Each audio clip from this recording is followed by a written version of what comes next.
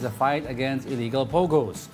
The Philippines and China vowed to work together to fight against illegal pogos and other transnational crimes. The commitment was made at a meeting between Executive Secretary Lucas Bersamin and Chinese Ambassador Huang Xilian in the palace this week. The Philippines and China agreed to strengthen their intelligence, sharing, and joint operations. The Philippine Anti-Organized Crime Commission, or PAOC, said this agreement will boost their efforts in their illegal pogo crackdown. Hindi naman talagang pwedeng ikaila na kailangan natin yung mga information na nanggagaling din sa mga Chinese authorities. We need immediate verification para pag nahuli kagad natin sila, alam na kagad natin kung sino sila at malalaman din natin kaagad-agad ano yung criminal history nila.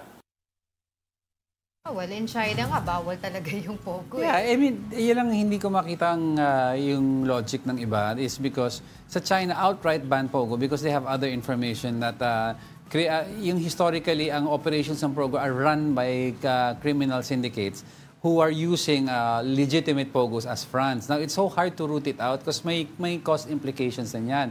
Meron social implications, di ba? May moral implications din yan.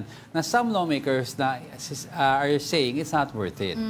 At saka ano ba, susunod ba tayo dun sa, ano ba yung mga bansa na talagang kilala sa maging gambling capital? Ano yung Cambodia outrightly banned illegal pogos. Exactly, di ba? Oo, so, pogos in general pala. Ngayon naman, because of mainit talaga yung cracking ng mga illegal pogos sa mga malalaking firms dito sa Philippines, ang nangyayari daw ngayon, nagkakaroon ng mga mini hubs, which is parang nangyayari sa loob ng condominiums, apartment. Kaya nga sinabi, di ba, sa Tarlac nung Vice Governor Pineda, sabi niya mag-house to house daw to check, di ba, kung may mga nangyayari. Because ito mga mini hubs, sabi ni Winston, PAOC, galing din to daw sa sa mga malalaking pogo na na-raid na nagwatak-watak. Para matuloy lang yung operasyon, they branched out into mini villas, condominiums, para... So, alam natin yung mga, ang tawag dito, yung mga senators, di ba, they're calling outright ban ng pogo.